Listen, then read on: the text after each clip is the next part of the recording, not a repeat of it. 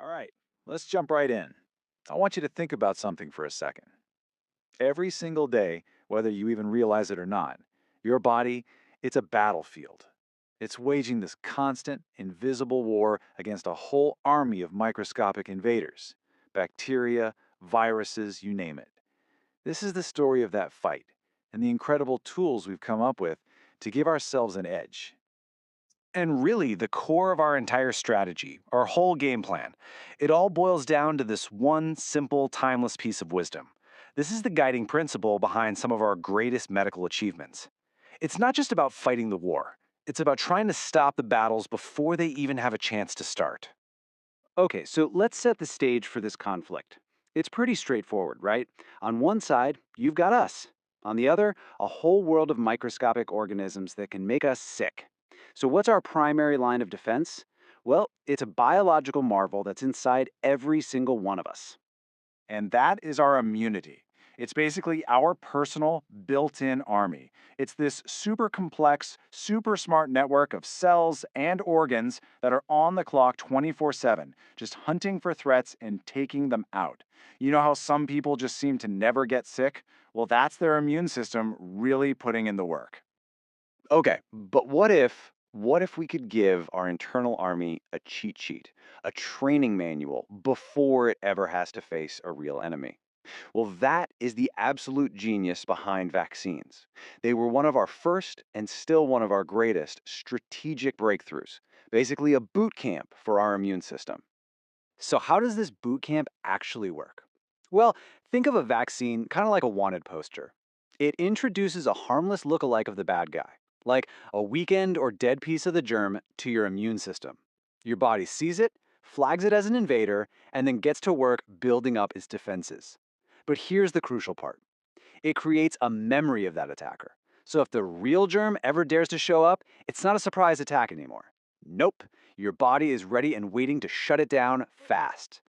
And if you want proof of just how powerful this idea is, you don't have to look any further than the story of smallpox. It all started with this really sharp observation by a guy named Dr. Edward Jenner. He noticed that milkmaids, who often got a really mild disease called cowpox, just didn't seem to get the deadly smallpox. He formed a hypothesis, he tested it, and from that one little insight, he created the world's very first vaccine, kicking off one of the greatest success stories in human history. And the result? Zero. Just let that number sink in for a second. Zero reported smallpox cases since 1979. A disease that killed millions and millions of people is just gone, wiped off the face of the planet. And this wasn't some kind of magic, it was science and a massive global effort to train humanity's collective immune system. A complete and total victory, all made possible by vaccines. Okay, so if vaccines are our shield, our first line of defense, what happens when that shield gets breached? When an infection has already taken hold? Well, for that, we needed a totally different kind of weapon. We needed a sword. And the story of this weapon is fantastic because it doesn't start with some grand design, it starts with a happy accident. Pure chance. Back in 1928, a scientist, Alexander Fleming, came back from vacation to find something kind of weird growing in his lab. I mean, it was literally just a messy, contaminated petri dish. The kind of thing most scientists would have just tossed in the trash without a second thought. But Fleming noticed something incredible. A little patch of mold was creating a kill zone around it, stopping bacteria dead in their tracks. That mold was producing penicillin, the world's very first antibiotic, a discovery that would go on to save an unimaginable number of lives. And this right here brings us to a critical difference, something that's really important to get straight. Vaccines, remember, are the shield. They prevent diseases, and they work against both bacteria and viruses. Antibiotics, on the other hand, are the sword. They treat infections that are already happening. And this is key, they only work against bacteria. They do absolutely nothing against viruses like the common cold or the flu. It's like bringing a sword to a ghost fight. It's just the wrong tool for the job. But here's where our story takes a turn. A pretty scary one, actually. That sword, that magic bullet we've relied on for so long, it's starting to get dull. The very enemies we've been fighting have been learning our moves. They're fighting back. And this brings us to antibiotic resistance, which is without a doubt one of the biggest public health challenges we face today. It's simple evolution, really. Bacteria are adapting, developing defenses against our best drugs.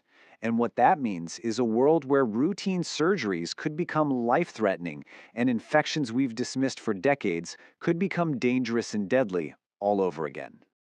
So, how does this happen? Well, imagine a population of bacteria making you sick. When you take an antibiotic, it wipes out most of them.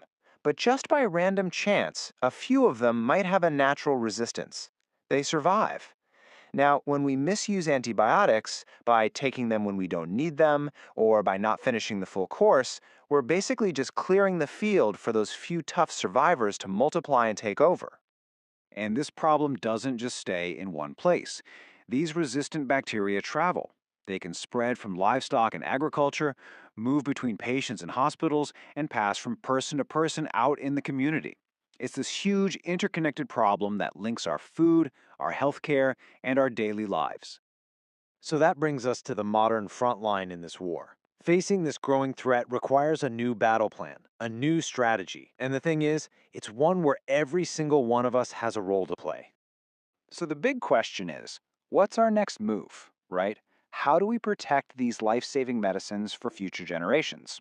Well, it turns out the power to turn the tide in this fight is largely in our hands. Here's the playbook. Use antibiotics only when a doctor says you need them. And this is so important. Always finish the entire prescription, even if you start to feel better. Don't demand them for a cold. And let's not forget our first principle, prevention.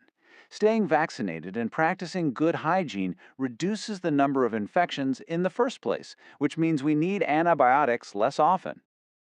Ultimately, when you really think about it, in this ongoing, unseen war, our most powerful strategy isn't waiting around for some new miracle drug. It's becoming smarter guardians of the incredible weapons we already have. After all, what good is a magic bullet if we taught the enemy how to catch it?